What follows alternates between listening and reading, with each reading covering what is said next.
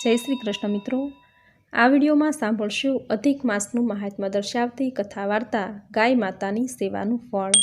આ કથામાં ગાય માતાની મહત્તા દર્શાવી છે, આથી અધિક માસમાં આ કથા સાંભળવાનું મહાત્મ્ય છે। આપણા હિન્દુ ધર્મમાં ગાયને માતા કહેવાણી છે। ભગવાન શ્રી કૃષ્ણએ પણ ગાયની ખૂબ જ સેવા કરી હતી। પુરુષોત્તમ માસના અધ્યાયમાં ભગવાન શ્રી કૃષ્ણના નિવાસને ગોલોક બતાવ્યું છે। આજે પણ ભારતીય સમાજમાં ગાયને માતા કહે છે। શાસ્ત્રોમાં કહ્યું છે કે જ્યારે બ્રહ્માએ સૃષ્ટિની રચના કરી ત્યારે સૌથી પહેલાં ગાયને પૃથ્વી ઉપર મોકલી, અને પૃથ્વી પરના જનાવરોમાં ગાય જ એક એવું પ્રાણી છે કે જેને આપણે માં કહીએ છીએ। કહેવાય છે કે માં શબ્દની ઉત્પત્તિ ગૌવંશથી જ થઈ છે, આથી દરેક સંતાન તેની જન્મદાતાને માં કહે છે। ગાય પોતાનું દૂધ આપી આપણને શારીરિક પોષણ આપે છે। આયુર્વેદના મતે ગાયનું દૂધ એ ઉત્તમ કહેવાણું છે। ગાય માતાની ખરીમાં સૂર્ય નાડી રહેલી છે, જેથી સૂર્યના તેજનો પ્રભાવ ગાયના દૂધમાં હોય છે। આથી ગાયનું દૂધ અમૃત સમાન સોના જેવું કહેવાયું છે। ગાયના છાણામાં માતા લક્ષ્મીનો વાસ છે, ગૌમૂત્રમાં માતા લક્ષ્મીનો વાસ છે। આથી ગાયના છાણાનો ધૂપ કરવાથી ઘરમાં નકારાત્મક શક્તિ નષ્ટ થાય છે, સકારાત્મક ઉર્જાનો વાસ થાય છે। આથી માતા લક્ષ્મીનો ઘરમાં સદાય સ્થાયી નિવાસ થશે। ગૌમૂત્રમાં માતા લક્ષ્મીનો વાસ છે, આથી ગૌમૂત્ર અચૂક લેવાય છે, અને ઘરમાં જ્યારે શુભ દિવસ હોય, પવિત્ર વાર તહેવાર હોય ત્યારે ઘરમાં ગૌમૂત્રનો છંટકાવ કરાય છે। કહેવાય છે કે પવિત્ર દિવસોમાં ઘરમાં ગૌમૂત્રનો છંટકાવ કરવાથી ઘરમાં પવિત્ર ભર્યું વાતાવરણ સર્જાય છે। આથી ઘરમાં શુભતા સાથે મંગલતા આવે છે, માતા લક્ષ્મીનું આગમન થાય છે। પહેલાંના જમાનામાં કહેવત હતી કે ગાય વિનાનું ઘર નહીં અને બળદ વિનાના ખેતર નહીં। એ જમાનામાં જે ઘરે ગાય વધારે હોય એ ઘર ધનવાન ગણાતું। મિત્રો, ગાય માતાનું આપણા જીવનમાં ખૂબ જ ઋણ રહેલું છે। આ સમયમાં ગાય માતાની સેવા તો આપણે ન કરી શકીએ, પરંતુ જ્યારે અગિયારસ હોય, પૂનમ હોય, અમાવસ્યા હોય એવા પવિત્ર દિવસે ગાય માતાને લીલો ઘાસચારો ખવડાવવો, જેનાથી પુણ્યનું ભાથું બંધાય છે। દરેક ભારતીય ઘરોમાં એવી પ્રથા છે કે પહેલી રોટલી ગાયની। સવારે જ્યારે બહેનો રોટલી ભાખરી કે જે કંઈ બનાવે છે તેમાં પહેલો ભાગ ગાય માતાનો કાઢે છે અને પછી જ પરિવાર માટે બનાવે છે। આમ જ્યારે પણ દિવસની પહેલી રસોઈ બનાવો ત્યારે ગાય માતાની પહેલી રોટલી જરૂર બનાવવી જોઈએ। આમ કરવાથી ઘરમાં ક્યારેય દરિદ્રતા નહીં આવે, ઘરમાં કોઈનું અકાળ મૃત્યુ નહીં થાય। રોટલીમાં ઘી અને ગોળ લગાવી ગાયને ખવડાવવાથી વ્યક્તિના ભાગ્યના દરવાજા ખુલે છે, તેનું સૂતેલું ભાગ્ય જાગે છે। આટલો પ્રભાવ છે ગાયને રોટલી ખવડાવવાનો। ગાય માતાની મહત્તા જેટલી આંકીએ એટલી ઓછી છે, આવો મહિમા છે ગાય માતાનો। તો મિત્રો, આ હતું ગાય માતાનું મહાત્મ્ય। હવે સાંભળશું અધિક માસનું મહાત્મ્ય દર્શાવતી કથા વાર્તા ગાય માતાની સેવાનું ફળ। એક ગામ હતું। ગામથી થોડે દૂર એક નદી હતી। નદીને કાંઠે એક ભીલડી અને ભીલ રહે। છૈયા છોકરા હતા નહીં। ભીલડીને ભગવાનનો ભરોસો। ભીલ કહે કે ધણી, ઉપરવાળાને આપણા જેમ બે હાથ નથી હો, ઘણાય હાથ છે। એને ઘેર એકેય વાતની ખોટ નથી, ને મારો વાલો બધાયની સામું જોવે છે, અને એકલા આપણી બેની સામે નથી જોતો એવું કાંઈ ન હોય। એમાં કાંક આપણા કરમની આંટી હોય, બાકી એને મન રાજા અને રંક કાંઈ જુદા નથી। ભીલડીની આજ આવી જોગી જોગંદર વાતો, એની વાણી બોલી સાંભળી ભીલ એકદમ નવાઈ પામી ગયો, અને કહેવા લાગ્યો કે લખી, તું જોગી અને જોગંદરની બોલી બોલવા માંડી, આવી શાસ્ત્રની વાતો તે ક્યાંથી જાણી? ભીલડી કહે, જો ધણી, આખો જન્મારો તું બોલ્યો ને મેં સાંભળ્યું, તે જેમ કીધું એમ મેં કર્યું, ક્યારેય આડી જીભ વાળી નથી, આડો હાથ દીધો નથી, હા કહે તો હા અને ના કહે તો ના। ભીલ કહે, તારી વાત સાચી છે। ભીલડી કહે, તો ભલો થઈને આજે મારી એક વાત માન કે આપણે કાંઈક વ્રત કે નિયમ લઈએ, જેથી આપણો આખો જન્મારો સુધરી જાય, આપણી કાયાનું કલ્યાણ થઈ જાય। આજે લાકડાનો ભારો જટ વેચાઈ ગયો એટલે હું ઝૂંપડી આવવા પાછી વળી। રસ્તામાં ઠાકર મહારાજના મંદિરે કોઈ મોટા જોગી જોગંદર બેઠા હતા, ધર્મની વાત કરતા હતા। વહેલી પરવારેલી તે ઘડીક ઊભી રહી અને ધર્મના મીઠા બોલ સાંભળ્યા। એમાં એટલું સમજાણું કે જે કોઈ અધિક મહિનો આખો વ્રત રાખે, નદીએ નાય, એના મનોરથ પૂરા થાય છે, એનો જન્મારો સુધરી જાય છે। એ ધણી, બાપજી બીજી એક વાત પણ કહેતા હતા કે અધિક મહિનો એ ઠાકર મહારાજનો મહિનો છે। ભીલ કહે, એમ? તો ભીલડી કહે હા, અને એટલે જ એનો મહિમા વધારે છે. પણ આપણે તો અભણ રહ્યા, જંગલમાં રહેનારા, આપણને તો અધિક મહિનો ક્યારે આવે એની કશી ગમગતા નથી. વળી બાપજી એવું પણ કહેતા હતા કે જન સેવા એ જ પ્રભુ સેવા, જે કરે સેવા એને મળે મેવા. ભીલડીની વાત સાંભળી ભીલ નિરાશ થઈને બોલ્યો કે લખી, તું જે કહે છે એ વાત તારી સાચી, પણ આપણે રહ્યા ભીલ.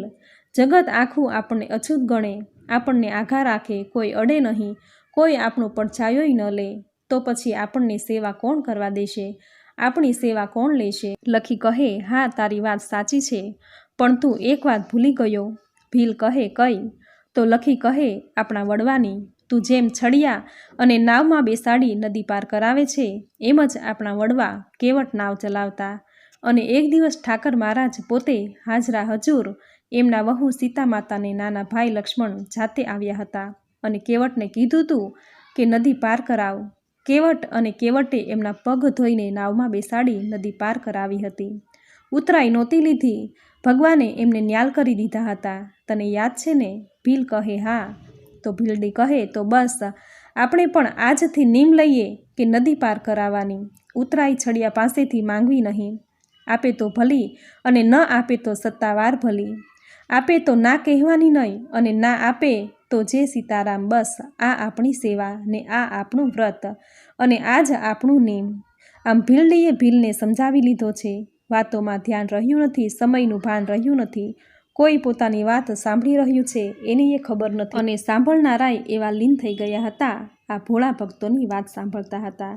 તેનાથી બોલાઈ ગયું કે વાહ, અભણ એટલું યાદ રાખે, ઓલા ભણેલ ભૂલી જાય. તમારા પગ ધોવા દ્યો રઘુરાયજી. ભીલ અને ભીલડી એક સાથે ચમક્યા. પાછળ જુએ છે તો કોઈ મોટો જોગીદાર ઊભા છે અને મરક મરક હસે છે. ભીલ અને ભીલડી બે હાથ જોડીને પગમાં પડી ગયા. શું બોલવું એની સૂઝ પડી નથી, બસ હાથ જોડી ઊભા રહ્યા છે. મહાત્માએ બંનેને ઊભા કર્યા પછી કહે કેવટ, નદી પાર કરાવશો કે? હા બાપજી, નદી પાર કરાવવાનું જ અમારું કામ છે. હાલો બાપ, અબઘડી ઓલા કાંઠે લઈ જાઓ, બેસી જાઓ નાવમાં. પેલા મહાત્મા નાવમાં બેઠા. ભીલ અને ભીલડી બંને હલેસા મારવા લાગ્યા. થોડી વારમાં તો સામે કાંઠો આવી ગયો છે. મહાત્મા નાવમાંથી કિનારે ઉતર્યા છે. વિચારે છે કે ભોળા ભક્તોએ હમણાં જ સંકલ્પ કર્યો છે કે ઉતરાઈ લેવી નહીં, અને એટલે એ ઉતરાઈ લેશે નહીં, પરંતુ મારાથી એમને ઉતરાઈ દીધા વગર કેમ જવાય?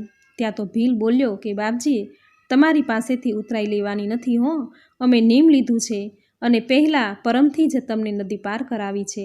મહાત્મા બોલ્યા કે ભાઈ, તમારા બંનેની સઘળી વાતો મેં સાંભળી છે. ઈશ્વર તમારા મનોરથ પૂર્ણ કરશે. આજથી બરાબર 7 દિવસ પૂરા થાય એ પછીના 8મા દિવસથી અધિક માસ બેસે છે અને પુરુષોત્તમ માસ કહેવાય છે. આ દિવસથી રોજ 30 દિવસ સુધી નદીમાં નાહી ધોઈ ગાય માતાની સેવા કરજે અને 7 વાર ગાય માતાની પ્રદક્ષિણા કરજે. ભગવાન તમારું કલ્યાણ કરશે. વળી એક દિવસનું એક અશ્વમેઘ યજ્ઞ કર્યાનું પુણ્ય મળશે. આમ આશીર્વાદ આપી મહાત્માજી વિદાય થયા છે. પછી તો ભીલ અને ભીલડી દિવસ પૂરો થાય છે અને બીજા દિવસની રાહ જુએ છે અને નદી પાર કરાવવાનું સેવા કાર્ય કરે છે. 7 દિવસ જતાં વાર લાગી નથી. 8મા દિવસથી ભીલ અને ભીલડીએ પાવન પુરુષોત્તમ માસના વ્રત આદર્યા છે. સંતના કહ્યા પ્રમાણે સવારે વહેલા ઉઠી નદીમાં નહાય છે, પછી ગાય માતાની સેવા પૂજા કરી પ્રદક્ષિણા કરે છે. આમ આખોય પુરુષોત્તમ માસ બે પતિ પત્ની ગાય માતાની શ્રદ્ધા અને ભક્તિભાવથી સેવા કરે છે. પુરુષોત્તમ માસ પૂરો થયો છે. એવામાં એક દિવસ ભીલ ભીલડીને કહે છે કે લખી, આજે નાવડીમાં 2-4 છડિયાને સામે પાર ઉતારવા જતો હતો. તેમાંનો એક જણ વાત કરતો હતો કે આપણા ગામના ધણીના કુંવરને કોઈ મોટો રોગ નીકળ્યો છે. રગત પિત્ત એવું કાંઈકને શરીર આખામાંથી લોહી પરું નીકળે છે. ભલભલા વૈદ્યને હકીમને બોલાવ્યા છે, પણ કોઈની કારી ફાવતી નથી. અરે રે, સાંભળતા ભીલડીને અરે રાટી થઈ છે. એનોય જગત માથે કોઈ ઉપાય તો હશે ને? તો ભીલ કહે હા છે. એ કહે છે કે 7 અશ્વમેઘ યજ્ઞનું પુણ્ય ફળ જે કુંવરને આપે તો કુંવર સાજો થાય. ભીલની વાત સાંભળતા જ ભીલડી તો રાજીના રેડ થઈ ગઈ. એનું મન ઉમંગથી નાચી ઉઠ્યું કે હાશ, ભલા ભગવાન પુરુષોત્તમ મહારાજે તો પાકી સેવા કરવાનો રૂડો અવસર દીધો છે. હાલ ધણી, મોડું કરમાં, આવો અવસર ફરીવાર નહીં મળે. કેતા હડપ દઈને ભીલડી ઊભી થઈ છે. બંને ઉતાવળે દોડ્યા. આ બાજુ રાજાના દુઃખનો પાર નથી. રાજસભામાં આશભરી નજર ફેરવે છે. હમણાં કોઈ બોલી ઉઠશે, પરંતુ પાછો વિચાર આવે છે કે એવો કોણ ભાગ્યશાળી પુરુષ હોય કે જેણે એક નહીં પણ 7 વાર અશ્વમેઘ યજ્ઞ કર્યા હોય. આખા પંથકમાં દાંડી પીટાવી જાણ તો કરી છે, પણ હજુ સુધી કોઈ આવ્યું નથી. રાજા મનોમન વિચારે છે કે કોઈ આવતું નથી, છતાંય દુઃખી હૃદયે રાજસભામાં બેસવું પડે એટલે બેઠો છે. એટલામાં ભીલ અને ભીલડી આવે છે. કહે છે કે મહારાજ બાપુ, અમે 7 અશ્વમેઘ યજ્ઞનું પુણ્ય ફળ તમારા રાજકુંવરને આપીશું. સાંભળતા જ આખી રાજસભા નવાઈ પામી ગઈ. કોઈને વિશ્વાસ બેઠો નથી. રાજના રાજગુરુ ઊભા થયા અને કહેવા લાગ્યા કે રાજન, આશ્ચર્યમુગ્ધ થઈ જવાય તેવી આ ઘટના ઘટી છે, પરંતુ ઈશ્વરની લીલા ન્યારી છે. તમે આજ્ઞા આપો. વિશ્વાસ નથી થતો, છતાં પણ રાજા બોલ્યો કે ભલે ગુરુદેવ. પછી રાજગુરુએ ભીલ અને ભીલડીને વિધિસર સંકલ્પ મુકાવ્યો. જ્યાં ભીલ અને ભીલડીએ સંકલ્પ મૂક્યો ત્યાં તો કુંવરના શરીરમાં શક્તિનો સંચાર થવા માંડ્યો. ઘડીક વારમાં તો કાયા કંચન જેવી થઈ ગઈ. કોઈ રોગ હતો જ નહીં. કુંવરને સાજો સામો થયેલો જોઈ સર્વેની આંખમાં હર્ષના આંસુ આવી ગયા. ભીલ અને ભીલડીના નેત્રો હર્ષના આંસુથી છલકાઈ ગયા. મનમાં કંઈક પુણ્ય કરી છૂટ્યાનો અનેરો આનંદ છે. રાજા અને રાણી દોડ્યા છે. બંનેના પગે પડવા જાય છે. ત્યાં તો ભીલ કહે છે, અરે રે મહારાજ, આ શું કરો છો? મારા બાપ રોકી લે છે. રાણી ભીલડીને પૂછે છે કે બહેનડી તો કહે, ક્યારે અને કેવી રીતે તે અશ્વમેઘ યજ્ઞ કર્યો?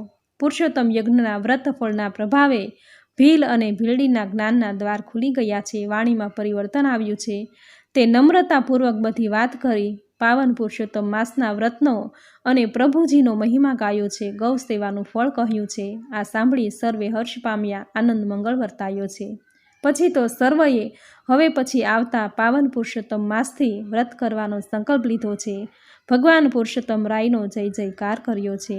પછી તો ભીલ અને ભીલડી બોલ્યા છે કે હે પુરુષોત્તમ ભગવાન, હે પ્રભુ, જેવા અમારી ભેરે થયા છે, અમને ફળ દીધા છે, એવા જ તમારું આ વ્રત કરનારને, તમારા વ્રતની કથા વાંચનારને, સાંભળનારને, કહેનારને સૌને ફળજો, સૌની મનોકામના પૂર્ણ કરજો. જય પુરુષોત્તમ ભગવાન. તો મિત્રો, આપણે સાંભળી અધિક માસનું મહાત્મ્ય દર્શાવતી ખૂબ જ સુંદર કથા વાર્તા ગાય માતાની સેવાનું ફળ અને ગાય માતાની સેવાનું મહાત્મ્ય, જે તમે પૂરી શ્રદ્ધાથી સાંભળ્યું. જે સાંભળવું તમને જરૂર ગમ્યું હશે તો વિડીયોને લાઇક કરી કોમેન્ટમાં જય ગાય માતા, જય પૂર્ણ પુરુષોત્તમ રાય જરૂર લખજો. ચેનલ પર નવા છો તો ચેનલ સબસ્ક્રાઈબ કરી બાજુમાં બેલ આઇકોન પ્રેસ કરી દેજો, જેથી આપણા અધિક માસના દરેક નવા અધ્યાય, દરેક નવી કથા તમને મળતી રહે. તો ફરી મળીશું આવી જ નવી ધાર્મિક માહિતી, નવી ધાર્મિક કથા સાથે. ત્યાં સુધી આપ સૌને મારા જય શ્રી કૃષ્ણ.